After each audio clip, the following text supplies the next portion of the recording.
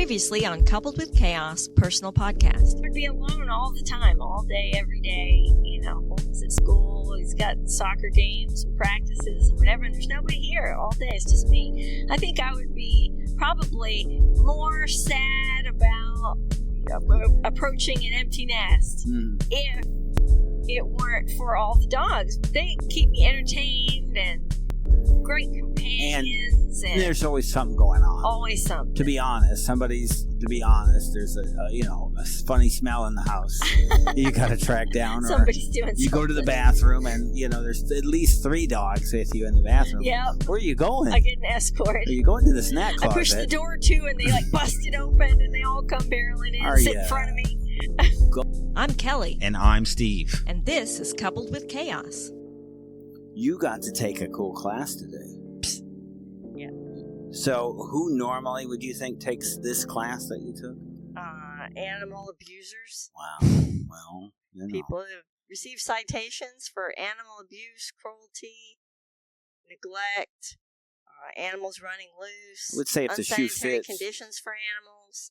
If the shoe fits, wear it. But I don't have the analogy for what that would be if it's the dog. This if the started collar out fits. going over. It was an hour and a half. Mm. It started out going over all the city ordinances, really, as they relate to animals. Roosters, chickens. Can we have a rooster? No cockfighting.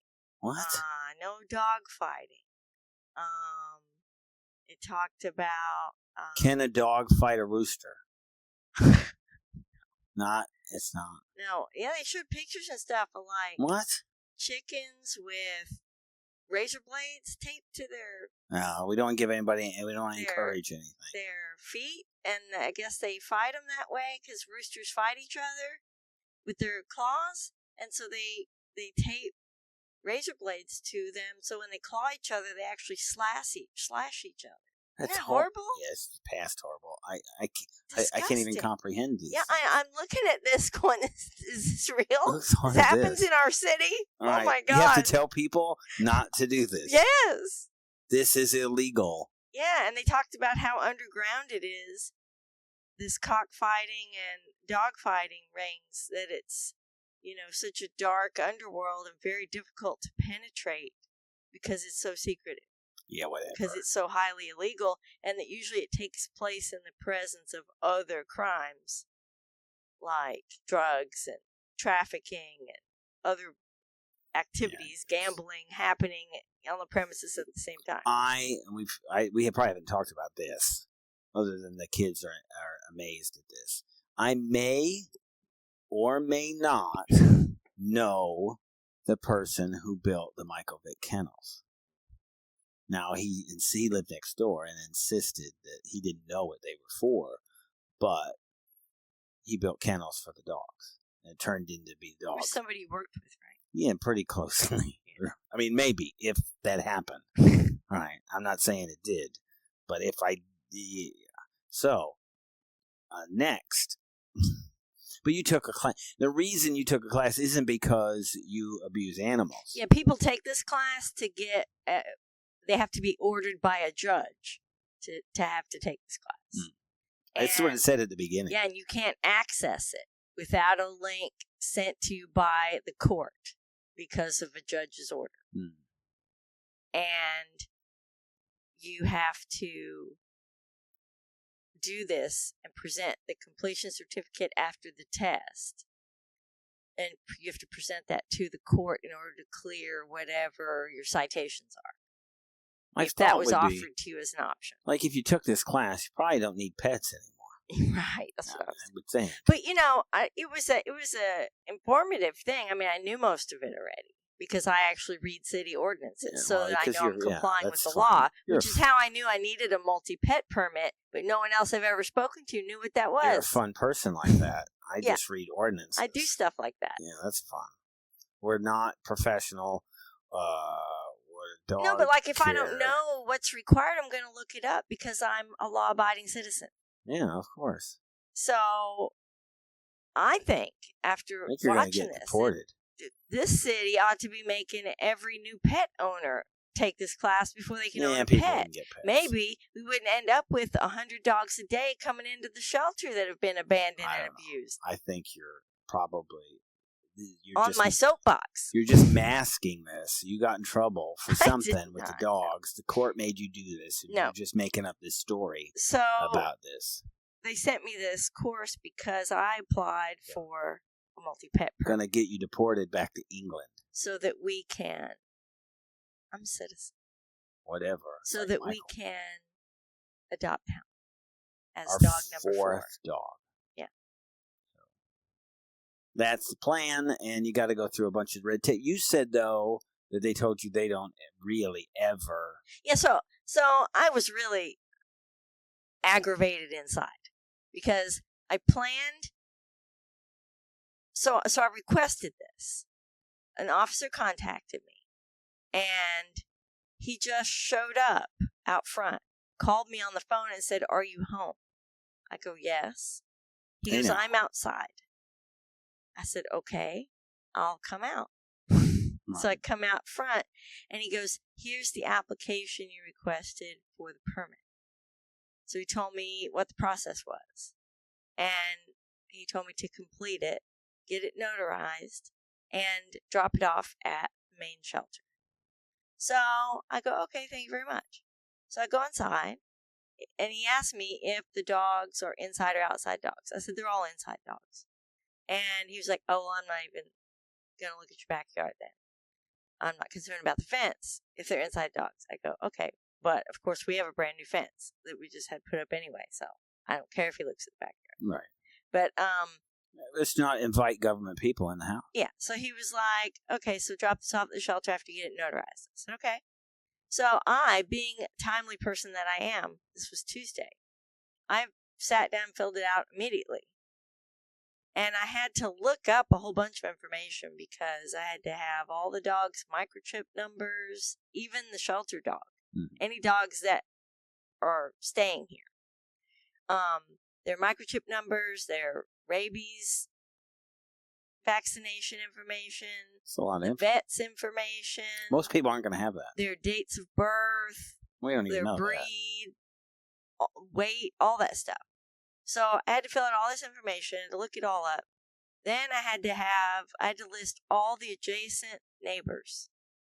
So we live on a corner lot, so we only have 2 neighbors.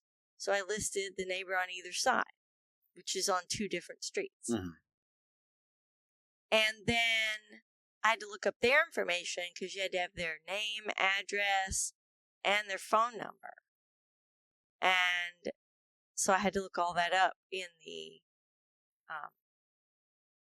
tax website. Sure. And then I had to take this whole packet of forms and find some place to get it notarized. So I called around, found out it's like $10 at the UPS store. The libraries don't offer it, but they said most banks do. So I called the credit union because it's just up the street on the corner. And while I don't have an account there anymore, I am still a custodian on an account for hoarder. That may be the worst financial institution really that is. we are ever been. The only account left there is Haley still has a savings account there. That was a custodial account. And Holden still has a custodial account because he's 17. Savings account. So I said, well, I'm not a direct customer anymore, but I'm on an account. But you've screwed us over 4 or 5 times. So how about you just do So can I still use your service? They're like, yeah, because this is good enough. So I went down there. And the lady was so nice. She was really pleasant. We had a whole conversation about animals and about, she was talking about cats. And well, they wouldn't let you do any banking there, really, because I'm the man. Yes, it was crazy. Right? Wasn't that how it started? Yeah, that's what it was. Yeah, he's the man. Our very first time there, we both said we wanted me to be primary on the account because I do all the banking. Right. And if there was got to call somebody to authorize something, I'm the one they'll reach. Right. And they told us no. I just you had to be primary because you're the man. I'm the man. And we looked at each other like this is our first experience in Texas, like day one. Yeah. Wow. Okay. It's like 90 Day Fiancé. I'm like Edna. That's crazy. You had to cover your head. Welcome to Texas. So, yeah, that was like our whole experience there. It was a repeat But of nonsense like they were that. nice so to we and don't could bank there anymore. notarize something. Yes, but she was very nice. We had a very nice conversation. Shouldn't have wasted any time. And she notarized it for me. And so same day I got it, it was done. All done. Next day, I was going to be going out of town to shop at the bin store, and I passed right in the vicinity of the shelter headed home. And so I planned to stop in on Wednesday and drop it off when I was already in that area. So I did that. And I get to the desk, and first nobody knew what to do. You're the They first had to one. call somebody. Nobody ever asks about this. You're the black swan. Yeah. So after getting several people involved, they're like, okay, I have to collect $50 for the permit application fee.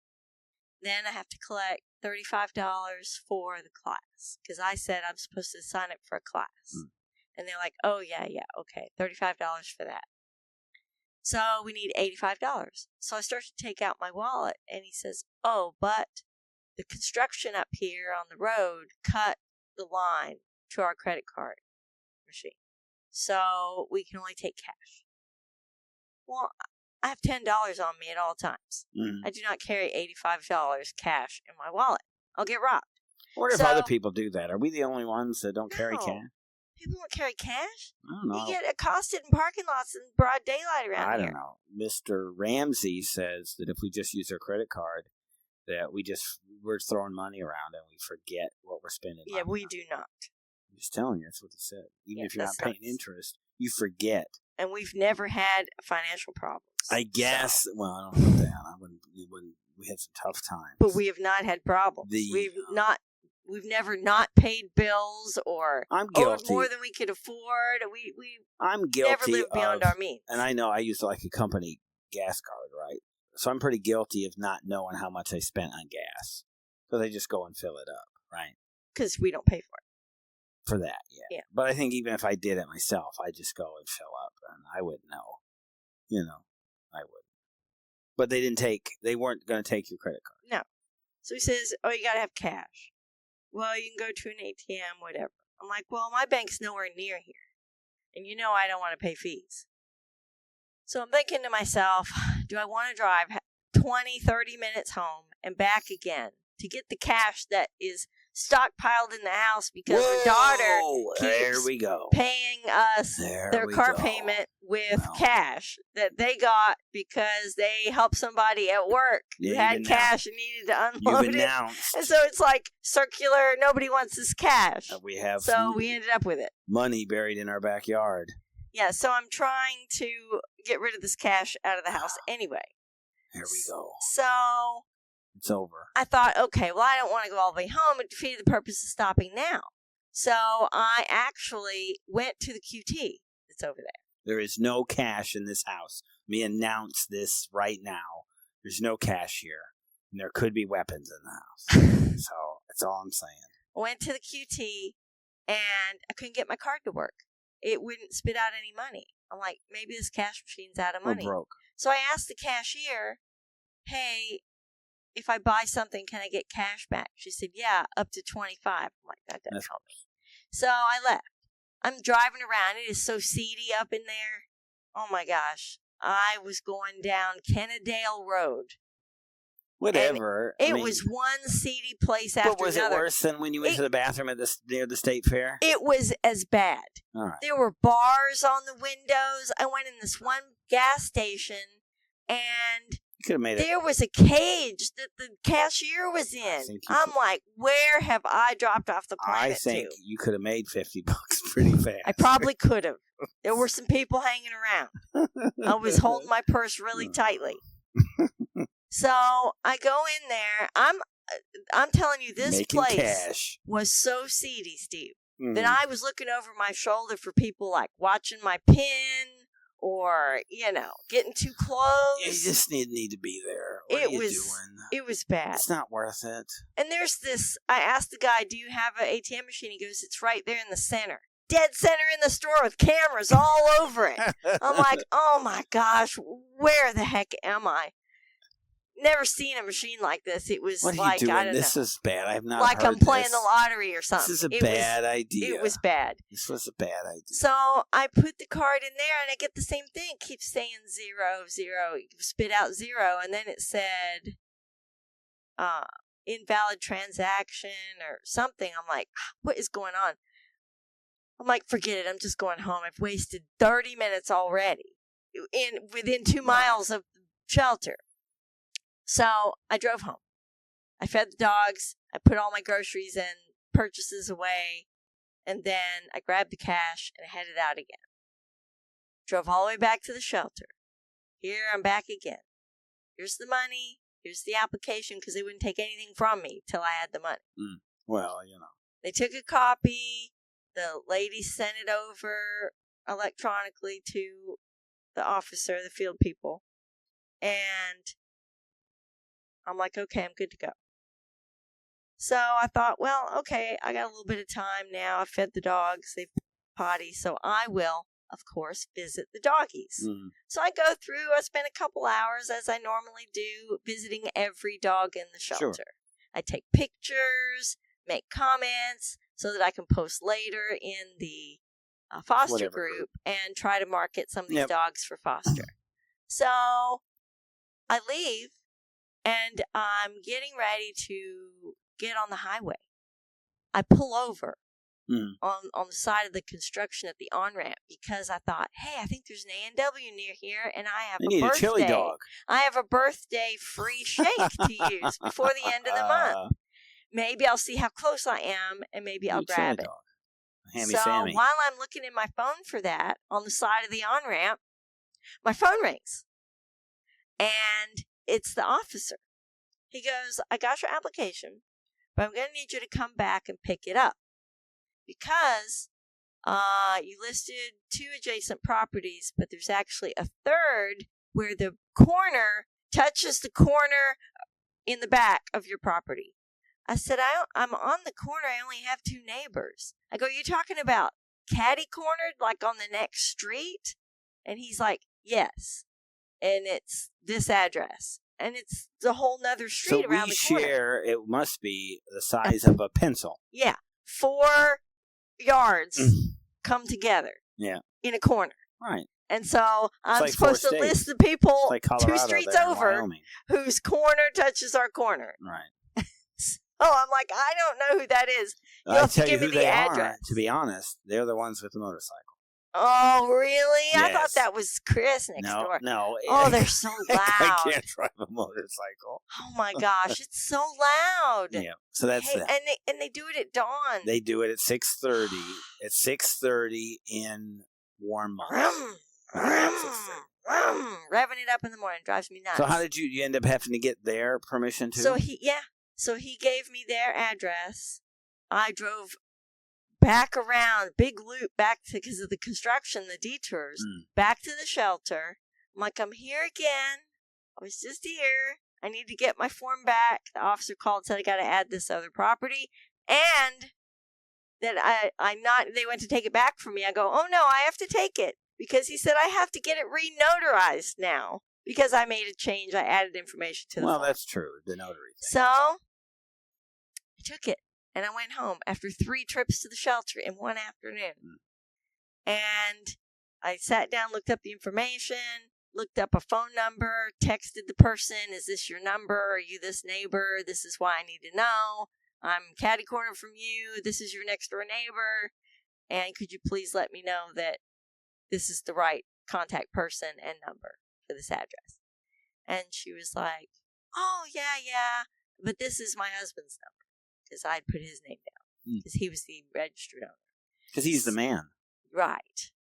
Exactly. So. This is Texas. I got all that filled out. And then the next morning, which was Thursday morning, I took it back to the bank again. Same lady was at the door, recognized me. Said, oh, we just spoke. I just signed something for you. I don't know who you are. And I said, yes, I was just here 2 days ago.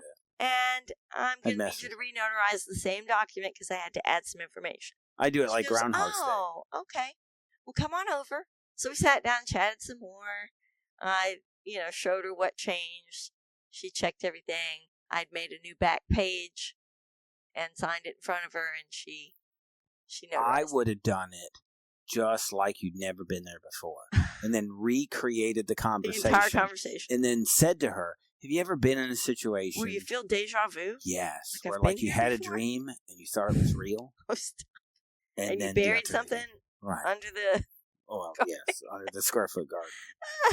So you did all that, did your paperwork, turned it in, you took your class today. Yeah, so they contacted me this morning, sent me the link to an online class, which didn't work.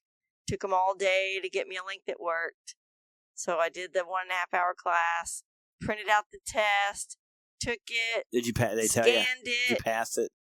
Oh, it was all right. You aced it? Yeah. You didn't mean to take it for you? No. You know, I'm good at tests, and I am the man. Well, when I took my CDL test, I finished like an hour before everybody else. And I sat out in the lobby, and I filed coupons for an hour. And then I had a perfect score. Well, of course. You're brilliant. Of course. It's brilliant, Kelly. She knows everything. So all that's done, and we'll see what happens. But they said so I that sent it in tonight, and they're supposed to make a decision within 30 days. But the next step is they make a random home inspection. And if you pass the inspection, then you're supposed to get permit. Well, fine. Yeah. Well, I guess we'll talk more about that. Our hoarder. We'll talk more about that when we come back. All sorts of other fun stuff. I promise. When we come back, subscribe or stick around. Thank you for listening. You can listen to the rest of this episode by subscribing to our Coupled with Chaos channel on Apple, by subscribing to our Patreon, or by subscribing to our Supercast for $3.99 a month, where you can hear us talk about reality shows, real life, and more on our podcasts, covering shows airing on TLC, A&E, Bravo, and the WE Network. Just follow the instructions in the show notes. Tell your friends about this podcast. And rate and review us on your favorite podcast player. Follow us at Coupled with Chaos on all the socials. Or contact us directly by email at coupledwithchaos@gmail.com.